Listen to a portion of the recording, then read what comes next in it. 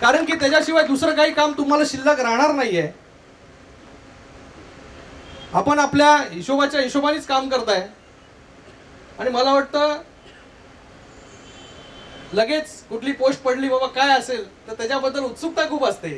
मला वाटतं ही उत्सुकता चांगली आहे की बाबा आपण काम करतोय, आपल्या फॉलो कोणतरी करतंय खूप क्लोजली, खूप मायन्यूटली.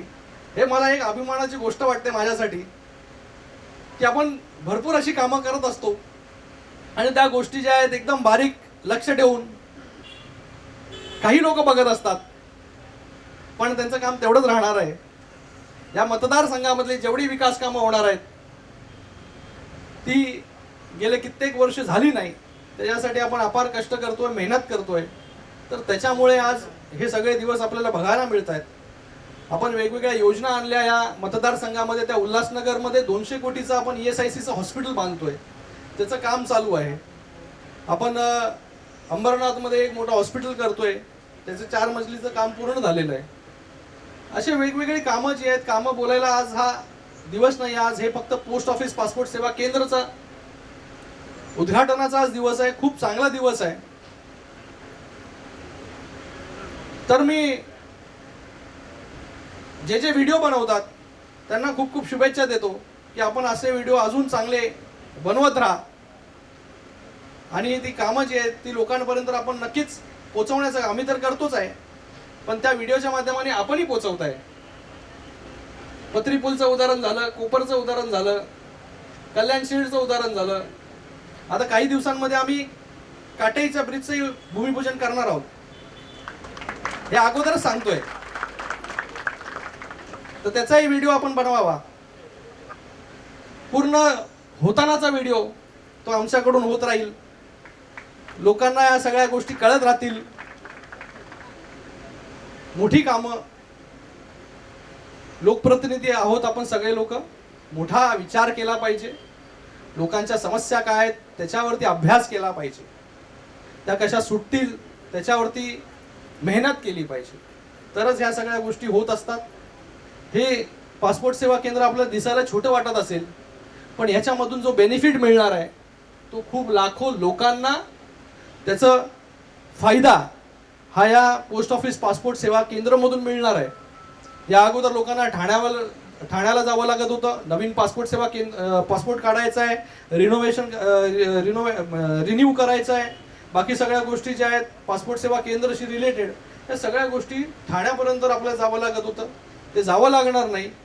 आज ACP मोरे साहेब इकडे आपण आहात, त्यांनी एक आपल्याला क्वेरी सांगितली आहे की पासपोर्ट ॲप्लिकेशन केल्यानंतर पासपोर्ट काढायला आपल्याला वेळ लागत नाही, व्हेरिफिकेशनला आपल्याला वेळ लागतो.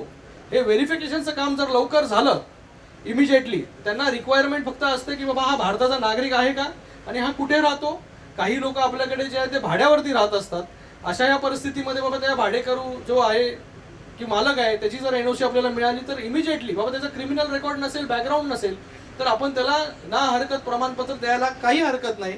तर त्याच्यामुळे काय होणार आहे की लोकांना त्वरित एक रेकॉर्ड टाईममध्ये हे पासपोर्ट नक्कीच मिळेल. त्याच्यासाठी आपली मदत ही आम्हाला लागणार आहे.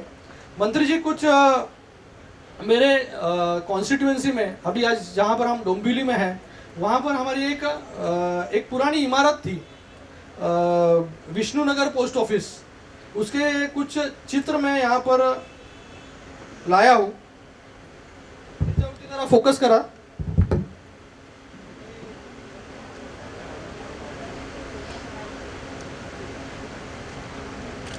तो ये जो इमारत है वो कई सालों से बंद है क्योंकि वो डिलैपिडेटेड घोषित की गई है. और यहाँ पर जो पोस्ट ऑफिस था हमने अभी टेम्पररी तिलक नगर में उसको शिफ्ट किया गया है और वो रेंटेड स्पेस है. ये हमारी खुद की स्पेस है, 6000 स्क्वायर फीट का प्लॉट है. मैंने इसके पहले भी जो पहले मंत्री थे उनको कहा है कि हमारी कल्याण डोंबिवली म्यूनिसिपल कॉरपोरेशन अगर पोस्ट इसको डेवलप नहीं कर पा रही है तो हम क्या करेंगे, कल्याण डोंबिवली म्यूनिसिपल कॉरपोरेशन जो है वो पूरी इमारत खड़ी करके देंगे. जितनी जगह पोस्ट ऑफिस को लगेगी या अपने मंत्रालय को पोस्ट से रिलेटेड चीज़ों के लिए लगेगी उतनी जगह हम उनको दे देंगे. जो बाकी की जगह है वो पब्लिक एम्यूनिटी के लिए Kalyan Dombivli municipal corporation use कर लेगी.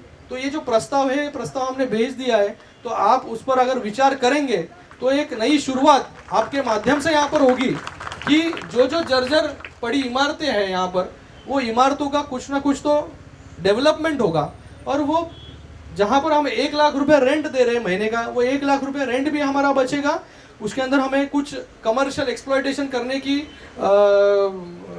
कमर्शियल एक्सप्लॉयटेशन भी हम कुछ कर सकते हैं। उसके अंदर से पोस्ट को भी कुछ पैसे मिल सकते हैं और जो सर्विसेज के लिए लोगों के इम्प्रूवमेंट के लिए हम यूज़ कर सकते हैं। तो इस विषय पर हम आप थोड़ा विचार कीजिए, जिससे हम पूरी तरह से development, Kalyan Dombivli municipal corporation उसकी जवाबदेही जिम्मेदारी पूरी तरह से लेगी। आपको जो चाहिए वो हम बना के देंगे, लेकिन हमें भी जो पब्लिक एम्यूनिटी उसमें से डेवलप होगी वो हम यूज़ करेंगे। कई पार्ट जगह आपकी रहेगी, आपका ओनरशिप आपका रहेगा, सिर्फ डेवलपमेंट राइट्स जो है वो कल्याण डोंबिवली म्यूनिसिपल कॉर्पोरेशन को आप देंगे। तो ऐसी जो कई जर्जर इमारतें मेरी कॉन्स्टिट्यूंसी में नहीं है, कई और भी जगह है, तो इसकी एक नई शुरुआत आपके माध्यम से अगर होगी तो एक अच्छा काम जो है इस पोस्ट ऑफिस के माध्यम से लोगों तक पहुंचेगा। एक और एक निर्जय पोस्ट ऑफिस, ये भी कई सालों से जर्जर इमारत है, वहाँ पर भी कुछ ऐसे ही लागू की जाए तो बहुत अच्छा हो जाएगा। मैंने बहुत समय ले लिया आपका, लेकिन आपको मैं बहुत बहुत धन्यवाद देता हूँ कि आप इस कार्यक्रम के लिए उपस्थित रहे। मंत्री जी, आपके कारण ही ये पोस्ट ऑफिस शुरू हो पाया है। आपको बहुत बहुत लाख लाख धन्यवाद। जय हिंद, जय महाराष्ट्र। बहुत बहुत धन्यवाद डॉक्टर शिंदे जी। इसके बाद मैं आदरणीय श्री देवू सिंह चौहान जी, माननीय संचार राज्य मंत्री भारत सरकार से सविनय अनुरोध करता हूं कि वे कृपया इस शुभ अवसर पर हम सभी का मार्गदर्शन करें एवं आशीर्वाद। पोस्ट ऑफिस पासपोर्ट सेवा केंद्र के आज के इस उद्घाटन समारोह में उपस्थित सबको मेरा नमस्कार। आज के इस, मुझे मराठी तो नहीं आता है, लेकिन चांगला दिन है, आप सब खुश हैं, मैं भी खुश हूँ, तो आपके चेहरे से लगता है। तो आप सबको बहुत स्वागत बधाई। सबसे पहले तो इस उद्घाटन समारोह में उपस्थित हमारे युवा सांसद साथी और परम स्नेही मित्र, कल्याण के जुझारू सांसद आदरणीय doctor Shrikant ji, chief post master general doctor Harish ji, post master general Maharashtra Ganesh ji, RPO के अधिकारी A K. Singh ji, RPO officer doctor Rajesh ji, मंचासीन सभी महानुभाव और उपस्थित सब पत्रकार मित्र और कल्याण डोंबिवली के सारी जनता भाइयों व बहनों, आज का इस दिन के लिए मैं आप सबको बहुत बहुत बधाई देता हूं।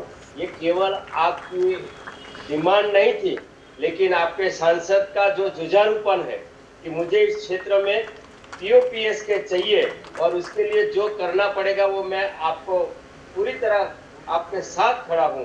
और मुझे ऐसा लगता है कि इसी जुझारूपन के कारण ही आज ये क्षेत्र में आप सब जनता के लिए आज हम पीओपीएस के का प्रारंभ कर रहे हैं। जैसे कि आप सब जानते हैं कि देश में हमारे श्रद्धेय प्रधानमंत्री आदरणीय मोदी जी के नेतृत्व में पॉलिटिक्स ऑफ परफॉर्मेंस की राजनीति शुरू हुई। देखिए, ये सब व्यवस्था पहले भी थी, लेकिन आज तक किसी ने नहीं सोचा था कि पूरे भारत में सबसे ज्यादा ट्रस्टवर्दी नेटवर्क अगर कोई है तो वो पोस्ट का है। लेकिन इस पोस्ट का क्या यूज हो सकता है, इस नेटवर्क का क्या यूज हो सकता है, वो हमारे दीर्घदृष्टा श्रद्धेय प्रधानमंत्री जी के नेतृत्व में इस देश की जनता ने अनुभव किया है। पोस्ट का काम केवल डाक या मनी ऑर्डर डिस्ट्रीब्यूट करना नहीं है, लेकिन पोस्ट का काम और कैसे हो सकता है वो आज देश की जनता ने देखा है। आज हमारा जो ये लगभग 427 पीओपीएस के इस देश में बना है और ये 428वां बन रहा है, ये बताता है कि देश की जनता इस सेवा को कितना चाहती है, देश की जनता इस सेवा का कितना लाभ लेना चाहती है, और ये पासपोर्ट कितना इंपॉर्टेंट डॉक्यूमेंट, अमीर हो गरीब हो या कोई भी है, इसके लिए डॉक्यूमेंट्स कितना आवश्यक है। आज 6 महीने के अंदर हमने करीब 6 लाख से ज्यादा पासपोर्ट ऑफिस से पासपोर्ट डिस्ट्रीब्यूट किया है। करीब ये कह सकते हैं कि पर डे हमने 3000 पासपोर्ट इस देश में जनता के लिए हमारे विभाग ने काम किया है। इसके लिए मैं श्री विनीत पांडे और पूरे भारत के डाक विभाग के सभी अधिकारी, अब सभी कर्मी को धन्यवाद कहता हूं कि आपने देश की बहुत बड़ी सेवा की।